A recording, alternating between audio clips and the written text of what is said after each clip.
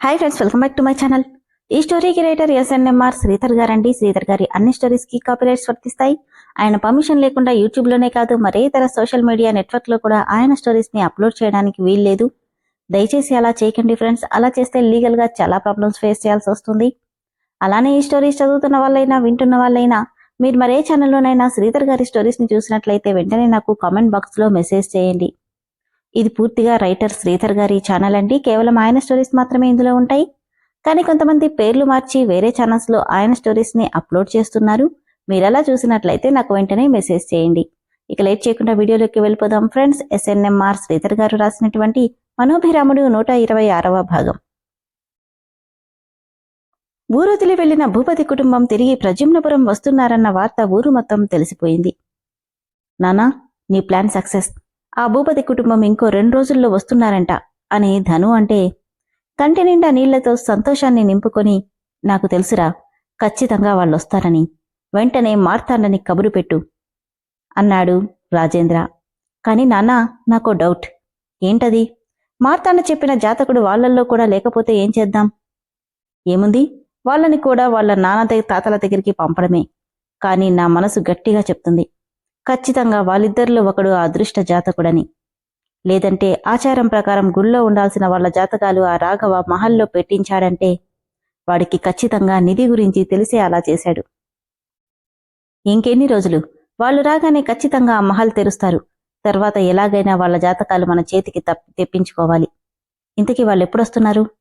రేపేనన్నా. ఆ శర్మ వాళ్ళుండడానికి అన్ని ఏర్పాట్లు చేశాడు, కాని మహల్లో కాదు అని ధను అంటే కుంభనంగా నవ్వి ఊరుకున్నాడు రాజేంద్ర. ఏంటి శర్మ, ఆ భూపతి కుటుంబం వస్తుందంట? అవును జమీందర్ గారు. అవమానం భరించలేక అర్ధరాత్రి ఊరొదిలి పారిపోయిన వాళ్ళు ఇన్నేళ్ల తర్వాత ఏ ముఖం పెట్టుకుని వస్తున్నారో అని రాజేంద్ర అంటే, ఇన్నేళ్ల తర్వాత వస్తున్నారంటే కారణం లేకుండా ఎలా ఉంటుంది? నిజమేలే, ఇంతకీ ఎందుకొస్తున్నట్టు? అందరి లెక్కలు తేల్చడానికి వస్తున్నారేమో అని శర్మ అంటే, ఏంటి శర్మ, వాళ్ళొస్తున్నారని నోరు లేస్తున్నట్టుంది? ఎంతైనా నేను వాళ్ళకి నమ్మిన బంటుని కదా భూపతి గారు. వస్తాను, నాక్కూడా చాలా పనులున్నాయి.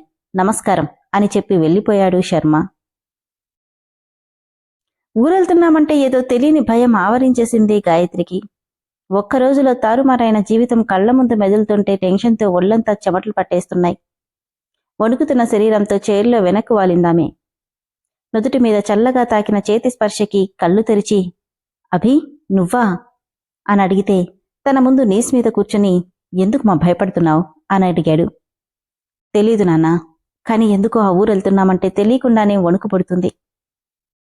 2 చిన్నపిల్లలను మంచంలో ఉన్న భర్తను పెట్టుకుని ఎస్ఏఆర్ అనే కంపెనీని టాప్ ప్లేస్లో నిలబెట్టిన నువ్వు అనాల్సిన మాట కాదిది అని అభి అంటే, ఏమో నాన్నా, భయంగా ఉంది.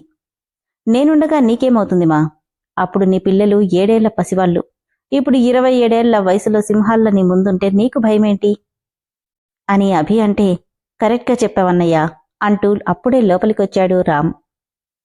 గాయత్రి వెనుక నుండి ఆమె మెడ చుట్టూ చేతులేసి, ఒకరికిద్దరమున్నాం, వాళ్లు మనల్నేం పీకలేరు, నువ్వేం భయపడకు అని రామ్ అంటే, ఒళ్ళో ఉన్న అభిని వెనుక చేరిన రామ్ని చెరో చేత్తో పట్టుకొని, అవును, భూపతి వారసులు నాతో ఉంటే ఇక నాకు భయమెందుకు అంది నవ్వుతూ గాయత్రి. ఇద్దరూ ఒకేసారి అలానే ఉండు అనగానే గట్టిగా నవ్వేసిందామె. ఊర్లో వాళ్ళంతా శర్మ దగ్గరికి వచ్చారు. ఏంటి మీరంతా ఇక్కడికొచ్చారు? అందరూ అనుకుంటున్నారు బాబు, నిజంగానే రాఘవబాబు కుటుంబం తిరిగొస్తున్నారా అని వాళ్ళు అడిగితే అవునన్నట్టు తలూపాడు. అయితే మా కష్టాలన్నీ తీరిపోయినట్టేనా బాబు అనే అనుకుంటున్నాను. కానీ మీరంతా మాట్లాడిన మాటలు వాళ్ళంతా తేలిగ్గా మర్చిపోలేరు. తప్పే బాబు, కావాలంటే వాళ్ళ కాళ్ల మీద పడి క్షమాపణ అడుగుతాం. వాళ్ళు వెళ్ళిపోయాక గాని మేమెంత తప్పు చేశామో ఎవరెలాంటి వాళ్ళో మాకు తెలియలేదు. నిజంగానే వాళ్ళంతా వస్తున్నారు కదా? అవును, మీ సమస్యలు తీరిపోయినట్టే, వెళ్ళిరండి అని శర్మ అనడంతో సంతోషంగా అందరూ అక్కడి నుండి వెళ్ళిపోయారు. వాళ్లలా వెళ్ళగానే, నమస్కారం శర్మగారు అంటూ వచ్చింది వైశాలి. నువ్వా? ఏంటమ్మా ఇలా వచ్చావు? రాధ కూడా ఇక్కడ లేదే? నేను రాధ కోసం రాలేదండి. మరి పెద్దమ్మ వాళ్ళు వస్తున్నారు కదా, ఏమైనా సాయం కావాలేమోనని. ఏంటి? అదే, ఇన్నేళ్లుగా అక్కడ పెరిగిన వాళ్ళు అక్కడ పెరిగిన మూలం ఇక్కడే కదమ్మా, ఇమడగరరులే. నాకు అన్నయ్య వాళ్ళని చూడాలని చాలా ఆశగా ఉంది శర్మగారు అని వైషు అంటే, వైషు తల మీద చేత్తో నిమురుతూ, గంజాయి వనంలో తులసి మొక్కల ఆ కుటుంబంలో నువ్వెలా పుట్టావో నాకు అర్థం కావట్లేదు అన్నాడు శర్మ. హిరణ్యకశిపుడి కడుపున ప్రహ్లాదుడు పుట్టాడుగా, అలానే అనుకోండి. నాకు మా పెద్దనాన్న వాళ్ళని ఎలాంటి వాళ్ళో బాగా తెలుసు. కనీసం అన్నయ్యల ద్వారానైనా వాళ్ళు మారితే బాగుంటుందేమో అనుకుంటున్నాను. కుక్కని సింహాసనం మీద కూర్చోబెట్టినా దాని బుద్ధి మారదమ్మా అని శర్మ గంభీరంగా అంటే బాధగా తలొంచుకుంది వైశాలి. నిన్ను బాధ పెట్టాలని కాదమ్మా అనడంతో, పర్వాలేదు శర్మగారు అని చెప్పి నవ్వుతూ అక్కడి నుండి వెళ్ళిపోయిందామె. నమస్కారం రాజేంద్ర అంటూ వచ్చాడు మార్తాండ. రా మార్తాండ, 20 ఏళ్ల మన నిరీక్షణ ఈరోజు నిజం కాబోతుంది. రేపు ఆ భూపతి కుటుంబం రాబోతుంది. మనకు వ్యవధి ఎక్కువ లేదు రాజేంద్ర. కార్తీక అమావాస్యకి కేవలం 2 నెలలు మాత్రమే ఉంది. ఈలోగా అతనెవరో కనుక్కోవాలి. తప్పకుండా మార్తాండ. బంగళాలో ఉన్న జాతకాలు మన చేతికొస్తే సమస్య తీరిపోయినట్టే. అనుకున్నట్టుగానే 4 రోజుల్లో పనులన్నీ ముగించుకుని డ్రైవర్లను వద్దని చెప్పి రామ్, అభినే స్టీరింగ్ తీసుకుని ప్రద్యుమ్నపురం అడుగుపెట్టారు రాఘవ కుటుంబం. ఒక పెద్ద ఆర్చికి ప్రద్యుమ్నపురం అని పెద్ద పెద్ద అక్షరాలతో రాసున్న నేమ్ బోర్డు దగ్గరికి రాగానే సడన్ బ్రేక్తో కారాపారు ఇద్దరు. డ్రైవింగ్ చేస్తున్న ఇద్దరి గుండెల్లోనూ ఏదో ఇది అని చెప్పలేని భావన.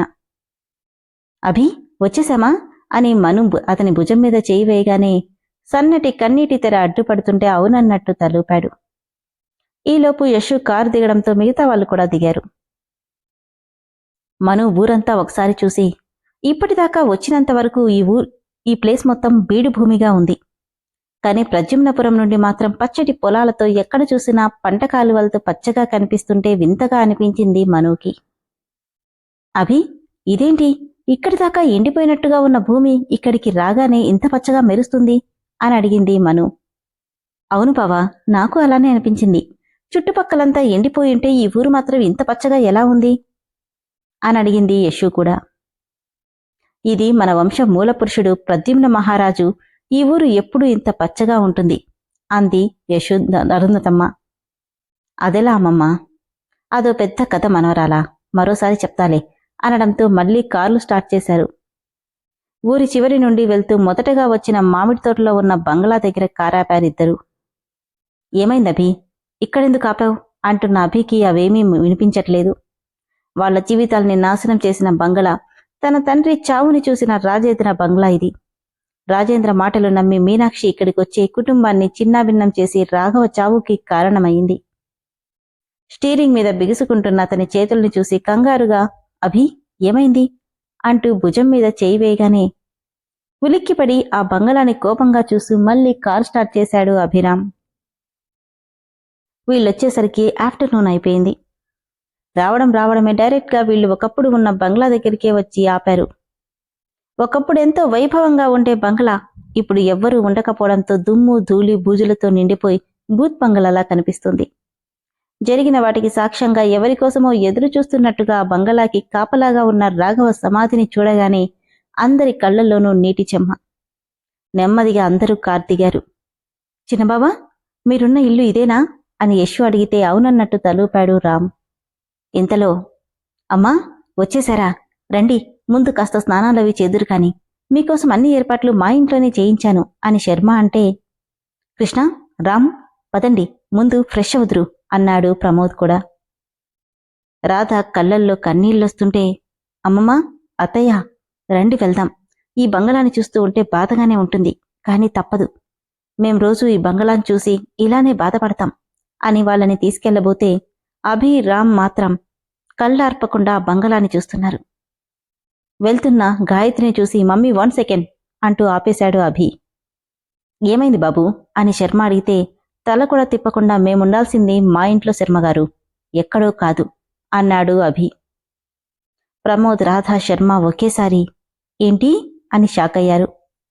ఆయన వైపు తల తిప్పి, మేము మా బంగ్లాలోనే ఉంటాం అనగానే ముగ్గురూ షాకయ్యారు. అవును, అన్నయ్య చెప్పింది నిజం. మా బంగ్లా పెట్టుకుని ఎక్కడ ఉండాల్సిన అవసరమేంటి అన్నాడు రామ్ కూడా. ఇక్కడుండడమేంటి బాబూ, వద్దు. ఎందుకొద్దు? వద్దంటే వద్దు కృష్ణ, 20 ఏళ్లుగా వాడకుండా ఉందిగా, వద్దులే. నో ప్రమోద్, మేమిక్కడే ఉంటున్నాం. మమ్మీ, లోపలికి పదండి. రాధ కన్నీళ్లతో తన ముందుకొచ్చి, వద్దు కృష్ణ, ఈ బంగళాలో రాఘవ మామయ్య దయ్యమై తిరుగుతున్నాడని అందరూ అనుకుంటున్నారు. మీరిక్కడ ఉండొద్దు అంది రాధ. నిజంగా అదే నిజమైతే మా నాన్న నన్నేం చేస్తాడు రాధ? నిజం చెప్పాలంటే 7 ఏళ్లకే తండ్రి ప్రేమ నోచుకొని నాకు మళ్ళీ ఆయన్ని చూసే అదృష్టం దొరుకుతుంది. అంతకుమించి ఏం కావాలి? అన్నాడు అభిరామ్. నా మాట వినుబాబు, ఆ రాజేంద్ర ఈ బంగళాకి తాంత్రికులతో ఏవో దుష్ట పూజలు కూడా చేయించారని అందరూ చెప్పుకుంటున్నారు. వయసులో ఉన్నవాళ్లు, పైగా బోలెడంత భవిష్యత్తు ఉన్నవాళ్లు, మీరిలాంటి వాటిలో ఇరుక్కోవడం. శర్మగారు, నాకీ దుష్టశక్తులు తాంత్రికుల మీద నమ్మకం లేదు. ఒకవేళ ఉన్నా మీ ప్రాణస్నేహితుడు మాకెప్పుడు తోడుగా ఉండి మమ్మల్ని ముందుకు నడిపిస్తాడే గాని వాటికి ఆహుతయ్యేలా చేయడు. ఏమీ కాదు అని అన్నాడు అభిరామ్. అమ్మా, పెద్దవారు మీరైనా చెప్పండి అని అరుంధతమ్మని అడిగితే, వాడు చెప్పిందే నిజం శర్మ. కాటికి కాళ్ళు చంపుకున్న వయసులో నా కొడుకు శవాన్ని చూడాల్సొచ్చింది. వాడెటూ ఈ అమ్మని ఒంటరిదాన్ని చేసి వెళ్ళాడు. కాని ఆ సమాధిలో వాడు నిద్రపోతున్నాడు శర్మ. కనీసం నా బిడ్డని ఎలాగైనా చూసుకోకపోతే నేను బతికుండి ప్రయోజనమేముంది? శర్మగారు, అభిరామ్ చెప్పింది నిజం. మా బావగారు పిల్లల్ని ఎప్పటికీ ఒంటరి వాళ్ళని చేయరు. మేమిక్కడే ఉంటాం అని అభిరామ్ గేట్స్ ఓపెన్ చేయండి అని గంభీరంగా చెప్పింది గాయత్రి. ఇద్దరూ కలిసి గేటుకి వేసున్న తుప్పు పట్టిన చైన్ని పక్కకు లాగేసి గేట్ ఓపెన్ చేసి ఇద్దరూ ఒకేసారి లోపలికి అడుగు పెడితే వీళ్ల వెనకే మిగిలిన వాళ్లు కూడా వచ్చారు. వీళ్లు లోపలికి అడుగు పెట్టగానే విపరీతమైన ఈదురుగాలి వీస్తుంటే అందరి కళ్లల్లోనూ దుమ్ము చేరుకుపోయింది. 2 నిమిషాలకేదో మంత్రం వేసినట్టే తగ్గిపోయిన ఈదురుగాలికి నెమ్మదిగా కళ్ళు తెరిచారు అందరూ. ఎదురుగా ఆ గాలికి దుమ్మంతా కొట్టుకుపోయి అక్కడ సమాధి మీద మట్టుకొట్టుకుపోయిన రాఘవ ఫోటో క్లియర్గా కనిపిస్తుంది. దాంతో అందరూ షాక్ అయ్యారు. 20 ఏళ్ల తర్వాత కొడుకు ఫోటోని చూసిన ముసిలి ప్రాణం రఘు అంటూ వెళ్లి ఫోటో దగ్గర కూర్చుని తన చీర చెంగుతో ఫోటోని తుడుస్తూ, నాన్న రఘు, అమ్మని వదిలి నీకెలా వెళ్లాలనిపించిందిరా? నిన్ను చూసి 20 ఏళ్లయింది నాన్న అంటూ ఏడుస్తుంటే అందరి మనసులు భారమవుతున్నాయి. అభిరామ్ ఆ ఫోటోని తడుముతూ మనసులో, నాన్నా, నీ కొడుకు నచ్చాను, చూస్తున్నావా అని బాధపడుతుంటే, డాడీ, నీ చిన్న కొడుకు నచ్చాను, నా మాట నీకు వినిపిస్తుందా? నువ్వెళ్ళిపోయాక మేమంతా అనాథలుగా అయిపోయాం అంటూ చిన్నపిల్లాడిలా కన్నీళ్లు పెట్టుకున్నాడు రామ్. అభి గంభీరంగా, రామ్, పద, మనకి లోపల చాలా పనుంది అనడంతో అందరూ భారంగా ఒక్కో అడుగు లోపలికెళ్లారు. కిర్రుమంటూ శబ్దం చేస్తున్న పాతకాలం నాటి తలుపులను బలవంతంగా తెరవగానే అప్పటి వరకు డోర్ పైన గూళ్లు పెట్టుకున్న పావురాలన్నీ పెద్ద సౌండ్ చేస్తూ ఒక్కసారిగా ఎగిరాయి. మను, యశు ఇద్దరూ గట్టిగా అరిచేశారు వాటిని చూసి. భయపడకండి, చాలా ఏళ్లుగా ఎవరూ లేరుగా, గూళ్లు పెట్టుకున్నట్టున్నాయి అంటూనే ఒక్కొక్కరుగా అందరూ లోపలికెళ్లారు. మను, యశులకి ఆ బంగళా ఒక పెద్ద సినిమా స్టూడియోలా అనిపిస్తుంది.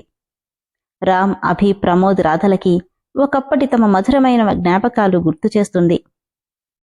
అరుంధతమ్మకి తన పెళ్ళై కాపురానికి వచ్చిన గోపురం, ముత్యాల్లాంటి 2 పిల్లలతో వైభవంగా గడిపిన ఒకప్పటి తన జీవితం గుర్తొస్తూ ఒక్కో అడుగు వేస్తూ మెట్లెక్కి స్టెప్స్కి స్ట్రెయిట్గా ఉన్న తన భర్త రాజేంద్ర భూపతి ఫోటో దగ్గరికెళ్లి ఫోటోకున్న బూజు మొత్తం తీసి కన్నీళ్లతో చూస్తుంది. ఆయనెవరు అని ప్రమోద్ని అడిగితే, అమ్మమ్మగారి భర్త జయేంద్ర భూపతి అన్నాడు ప్రమోద్. అలాగా. హే గాయత్రి, నేను దాక్కుంటాను, నువ్వు నన్ను కనుక్కోవాలి, సరేనా? అమ్మో, ఈ బంగ్లా మొత్తం చూస్తుంటేనే నాకు కళ్ళు తిరుగుతున్నాయి. ఇక నిన్ను కనుక్కోవడం నాకు వల్ల అవుతుందా? మరేమనుకున్నావు ఈ భూపతి బంగ్లా అంటే? కాని నందు, బంగ్లా పాతదే అయినా ఇక్కడన్నీ ఇప్పటి జనరేషన్కి సంబంధించినట్టుగానే ఉంది అంది గాయత్రి ఒకప్పుడు. ఈ బంగ్లాని అన్నయ్య తీసుకున్న తర్వాత మొత్తం ఇప్పటికి తగ్గట్టు డిజైన్ చేయించాడు. మన రూమ్ కూడా స్పెషల్గా డిజైన్ చేయించాంలే. మన ఫస్ట్ నైట్ అక్కడే అని ఆనంద్ అల్లరిగా అడిగితే, యూ ఇడియట్ అంటూ కొట్టబోతుంటే నవ్వుతూ పరిగెట్టాడు ఆనంద్. అప్పటి సంఘటన మొత్తం కళ్ల ముందు మెదులుతుంటే, మమ్మీ అన్న రామ్ గొంతుకు స్పృహలోకొచ్చింది గాయత్రి. ఏమాలోచిస్తున్నావు? ఏం లేదులే అని కళ్ళు తుడుచుకొని, శర్మగారు, బంగ్లా క్లీనింగ్కి మనుషుల్ని పంపించండి, ఈరోజు మొత్తంలో కంప్లీట్ అయిపోవాలి అంది గాయత్రి. సాయంత్రంలోపు పనివాళ్లతో బంగళా మొత్తం క్లీన్ చేయించడంతో కొత్తగా సోయగానికి సందరించుకున్నట్టుగా అనిపిస్తుంది ఆ బంగళా. రామ్, అభిరామ్ ఇద్దరూ కలిసి రాఘవ సమాధిని స్వయంగా నీళ్లతో శుభ్రం చేసి పూలమాలలు వేసి భక్తిగా నమస్కరించారు. అభిరామ్ మనసులో, నాన్నా, ఇన్నేళ్ల తర్వాత మమ్మల్ని ఇక్కడికి రప్పించిన కారణమేంటో నాకు తెలీదు.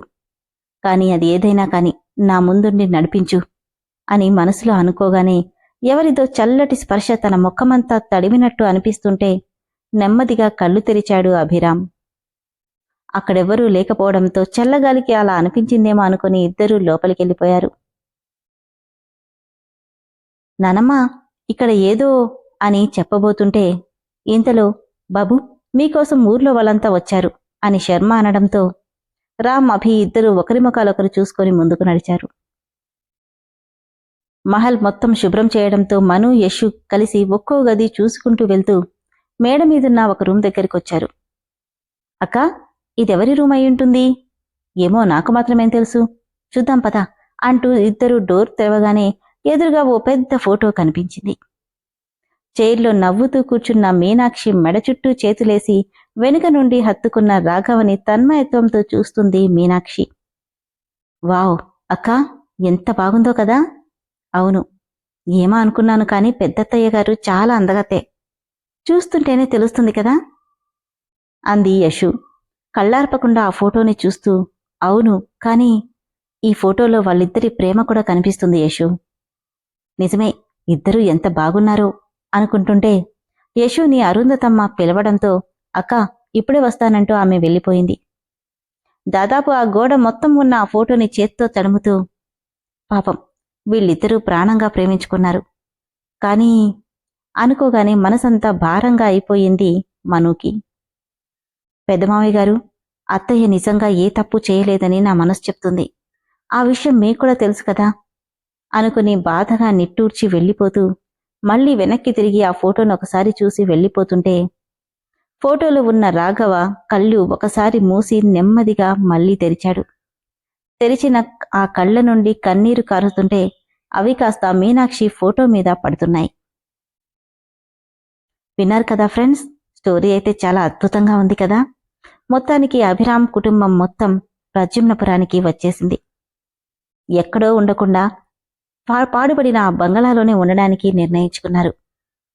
ఆ బంగళాలో రాఘవ ఆత్మ తిరుగుతుంది నిజమే, కాని అది దుష్టుల్ని వెంటాడడానికే తప్ప వీళ్ళని ఏదో చేయడానికి కాదు. రాఘవ ఆత్మ ఆ ఇంట్లో తిరుగుతుందని రైటర్ గారు క్లియర్గా మెన్షన్ చేశారు కదా. మరి కొడుకులిద్దరినీ ఆయన దగ్గరుండి ఎలా నడిపిస్తారో తదుపరి ఎపిసోడ్స్లో తెలుసుకుందాం. అలానే ఫ్రెండ్స్, స్టోరీ అయితే చాలా చాలా బాగుంది కదా. దయచేసి స్టోరీ నచ్చిన వాళ్ళు ఇమ్మీడియట్గా మెంబర్షిప్లో జాయిన్ అవ్వండి. Thank you.